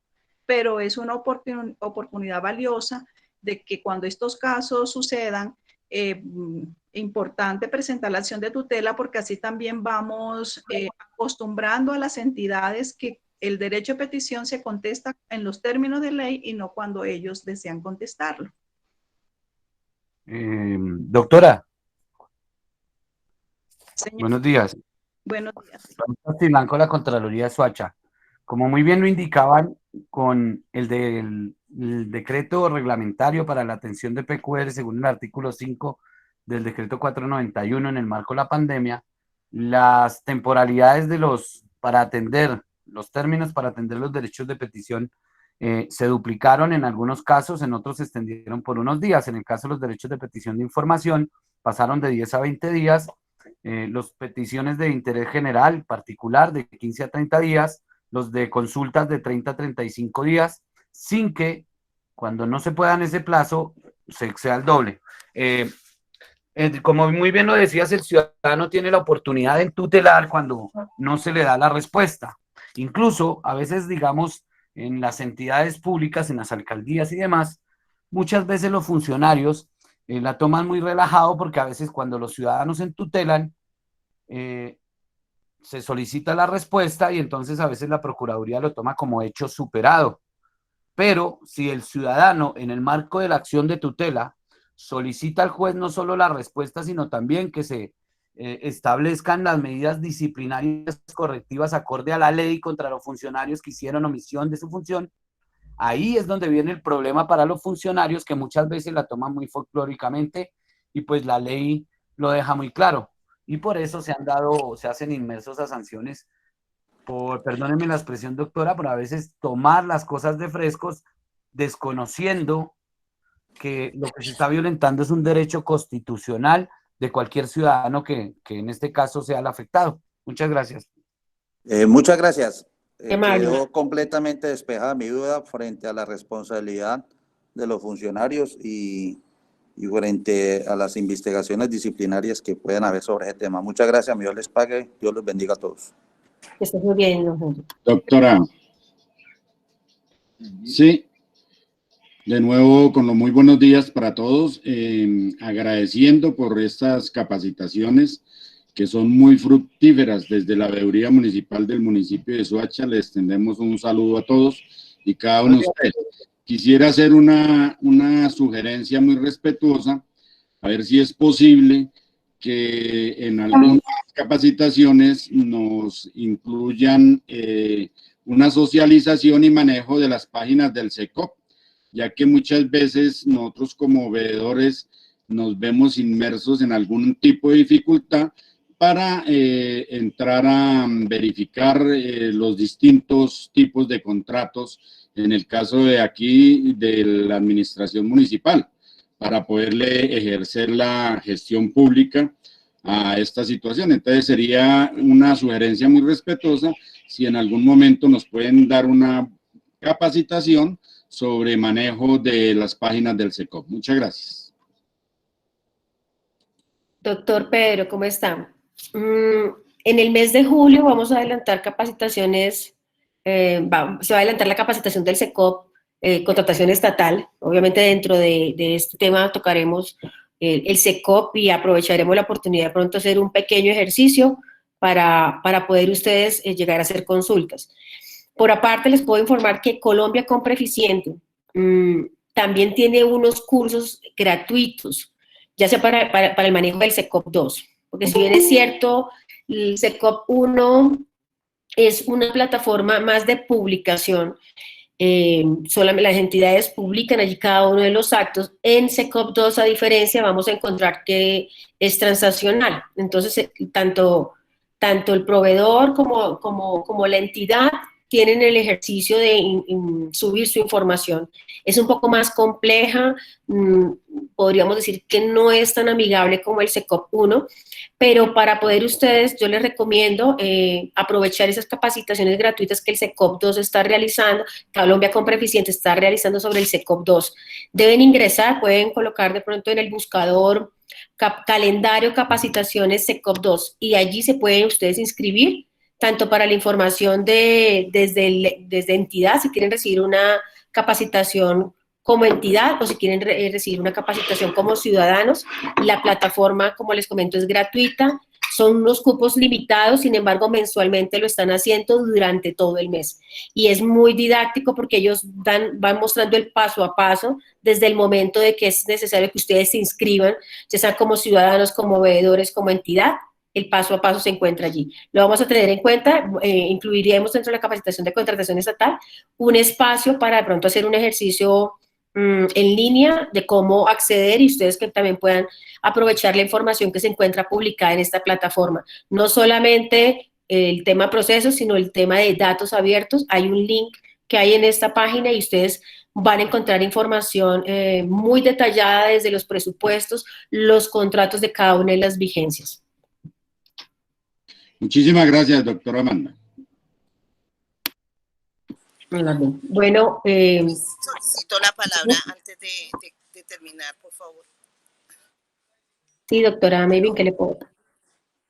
Mira, yo de verdad estoy muy preocupada porque hay mucha vulneración del derecho a la información y no contestan los derechos de petición. Solicito a la Contraloría, por favor, una auditoría a Colpensiones. He visto las colas como en el marco de la pandemia, ponían a hacer a los usuarios, a los abuelitos, colas de 2 cuadras, y ellos solicitando un informe cómo está, por ejemplo, el estado de sus semanas que han cotizado y se le vulneran los derechos.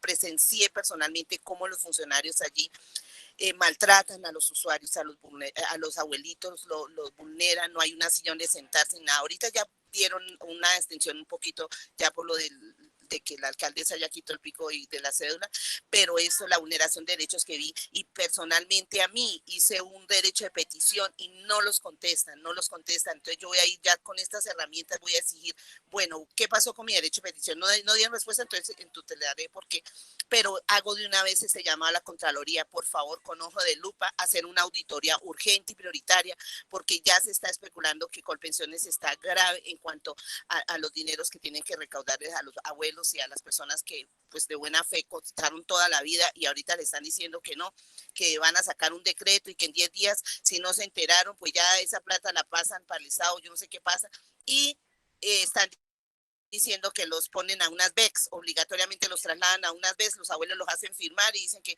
entonces en el año ellos tienen que pagar 135.000 pesos, que paguen de a 5.000 pesos mensuales. Esto hay que hacer una auditoría urgente a Colpensiones antes de que se declaren que no tienen un peso, que no sé qué, y la vulneración de derechos a los ciudadanos económicamente, eso va a ser un descalabro tremendo. Entonces yo pongo de una vez a la Contraloría, por favor, y denuncio esto en nombre de todos los ciudadanos colombianos y las ciudadanas, cómo de buena fe uno cotizó, yo fui contratista, coticé también, y entonces antes me están diciendo que por qué, que a cobrarme más platas, que porque yo no seguí cotizando. Le dije, no, es que mi contrato fue por tantos meses y yo coticé eso. Es más, solicito que me recauden ese dinero porque yo no tengo interés de pensionarme ahí con ustedes porque no lo voy a lograr. no lo logran los abuelos que les van a dar una indemnización, pero no les van a dar la plata. Entonces hay que urgente no esperar que pasen las cosas, porque en Colombia es así, hasta que no sucedan los caos no investigan. Solicito muy, por favor, respetuosamente a la Contraloría que en este momento hagan una auditoría a Colpensiones, a todas las sedes de Colpensiones. ¿Qué va a pasar con los dineros de los ciudadanos? ¿Qué está pasando? ¿Por qué no contestan los derechos de petición? Van los abuelos y como ellos no saben escribir, le dicen, no, pase un derecho de petición. Los abuelos salen con las manos, que ¿quién les hace? Se están vulnerando los derechos de los ciudadanos.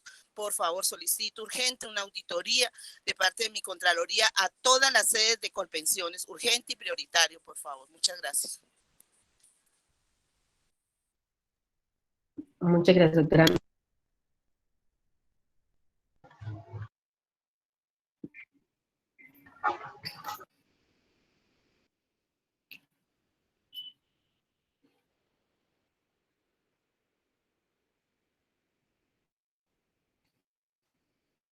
Bueno, a todos los participantes, muchas gracias, doctora Maybe.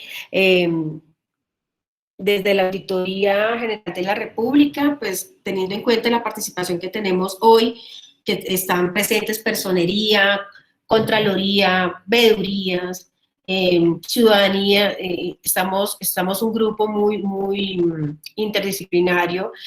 Aprovechamos entonces la denuncia que usted realiza en este espacio. Señora Lady, digamos qué Contraloría es o en qué lugar es, para que de pronto los que están presentes, alguna Contraloría pueda escuchar. Nosotros los de aquí de Puente Aranda estamos escuchando. Gracias por todo, muy amable. Le habla Flor Sáez de Rodríguez de Puente Aranda. Muchas gracias. Disculpa, quería solicitar otra también a nuestra Contraloría urgente y prioritaria, porque también pertenezco al Comité de Derechos Humanos, Secretaría de Gobierno. Solicito también por qué en las localidades, con este caos que estamos viendo de derechos humanos, de violación de derechos humanos, ¿dónde están las personerías? ¿Dónde están la Defensoría del Pueblo? ¿Por qué no se están viendo las instituciones controlando por localidad el tema de violación de derechos humanos a los ciudadanos y a los muchachos, a las mujeres que salen también? Estamos defendiendo los derechos de las mujeres. ¿Dónde está el acompañamiento en cada localidad? Esto está un caos SOS en derechos humanos. Entonces, el Contraloría, de verdad solicito también que le pongamos a cada alcaldía. ¿Dónde está la alcaldía? ¿Por qué la alcaldía no se ve la gestión, que los muchachos salen a pie de cañón poniéndole el pecho imagínense, a los vándalos, a las fuerzas públicas? Esto estamos en un caos de emergencia de derechos humanos. Nosotros también como defensores de derechos humanos y contralores de cada localidad debemos exigir eso para precisamente prevención. Agente de prevención, yo soy de Naciones Unidas y nosotros exigimos que prevengamos, no esperemos los caos como los que están pasando.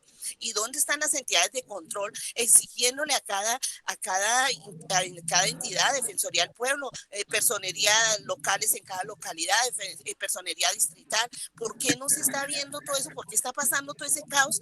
Estamos en una emergencia de social, de derechos humanos, y esto es gravísimo porque lo están viendo en los otros países y nosotros aquí estamos esperando es que nos sigan asesinando y nadie hace nada. Oye, esto es algo gravísimo en derechos humanos. De verdad que yo estoy muy preocupada por todo lo que está pasando con nuestros jóvenes y cada día en cada localidad aparece otro joven asesinado, y esto está grave porque tenemos que entre todos exigir dónde está la fuerza, de verdad, la inteligencia de este país, que no están investigando qué está pasando con nuestros muchachos que nos están asesinando, y los vándalos se infiltran, a los vándalos sí siguen haciendo vandalismo, quemando los buses, dañando nuestro país, dañando nuestro patrimonio, y no investigan de dónde vienen esos vándalos, que no son nuestros jóvenes que salen a marchar y a exigir los derechos, son unos vándalos que están específicamente contratados para destruir nuestro país. Y es triste como nuestra Colombia en este momento estamos en emergencia de derechos humanos, y las entidades, por favor, yo les solicito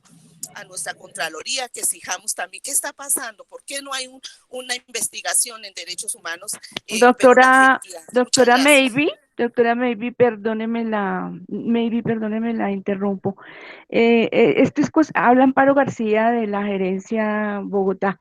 Digamos, esto es cuestión de competencias. Usted sabe que todos los órganos de control tienen diferentes competencias. Entonces, la Procuraduría en este caso sería la encargada de mirar el tema de derechos humanos. Si su merced pasara un derecho de petición a una Contraloría, ella, como no es su competencia, inmediatamente lo que hace No, es pasarla ya a lo la decía. Procuraduría. Entonces es preferible de una vez pasarla a la Procuraduría. Y con el tema de Colpensiones igual, no es competencia de las Contralorías, digamos, territoriales, sino sería la Contraloría General la que tiene la competencia directa sobre Colpensiones y es ella la que tiene que auditar este presupuesto, digámoslo así. Entonces también usted podría directamente dirigir a la Contraloría General de la República su derecho de petición en ese sentido. Perdone, doctora, yo le quiero hacer una pequeña intervención ahí, como un resumen. Mi nombre es Elena Wando, yo pertenezco al Comité de Derechos Humanos, aquí en la localidad de Puente Aranda hace muchos años, e igualmente el control social. Bueno, en cuanto a derechos humanos, yo sí quiero darle como un pequeñito resumen a la antecesora, y resulta que los derechos humanos trabajaron excelentemente bien hasta el 2018 y después nos pasaron al comité, a la Secretaría de Gobierno, donde aquí quiero como dejarles eso a ustedes a nivel de que hay varias personas de diferentes sitios. Los derechos humanos los cambiaron con el acuerdo 455 del 2018, donde ya la ciudadanía casi no puede participar, sino que ahora son los consejos consultivos, y cuando había los comités de las personerías, nosotros veníamos trabajando muy excelentemente. No sé, perdónenme la grosería de pronto, a quién se le ocurrió la idea de mandar los derechos humanos de personería, cuando en la Constitución Política de Colombia muy bien dice, no sé cómo derogaron esa ley, pero yo sí les quiero dejar como esa inquietud, que los derechos humanos se perdieron en el 2018 a través de ese cambio de entidad, no sé por qué razón. Nosotros los que estamos ahí pues participamos como invitados según la Secretaría de Gobierno y hemos venido luchando desde el 2018. ¿Por qué razón nos hicieron ese cambio tan brutal? Muchas gracias y buen día. Muchas gracias, doctora Elena. Bueno, en este momento procedemos entonces a dar ya por terminado esta sesión. Les agradezco a todos su participación y cualquier cosa, pues, entonces la información que quede en el chat, tanto los links de capacitación de Colombia con Presidente que el doctor Pedro nos envió, las encuestas, la asistencia y el link para donde a partir del día lunes van a... Porfis, un minutico, Entonces, doctora, es tan amable. Bueno, muchas gracias y buenas tardes. Buena información. Estuvo muy Doctora, bonito. un minuto, por favor.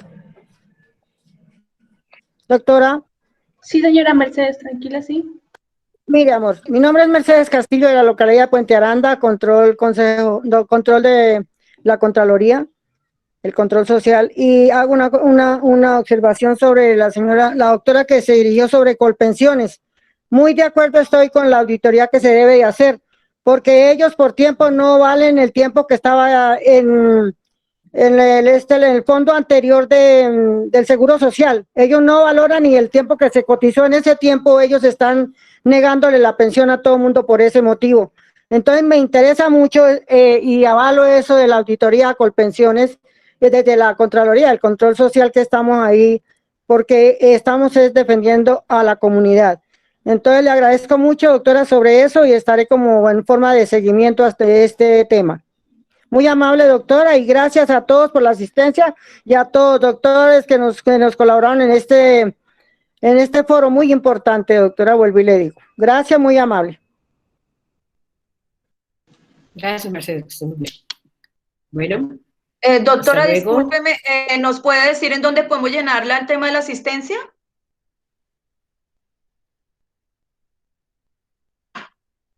Ya la reenviamos. ¿A dónde la reenviaron? Tienen que entrar por el chat. Y ahí la encuentran. Sí, por el chat. Ok, gracias. Ahí encuentran Está el link de asistencia y el link de la encuesta. Les agradezco que diligencien toda la información para poderles enviar también a ustedes el material del día de hoy, las presentaciones y el video lo encuentran en la página de auditoría a partir del lunes.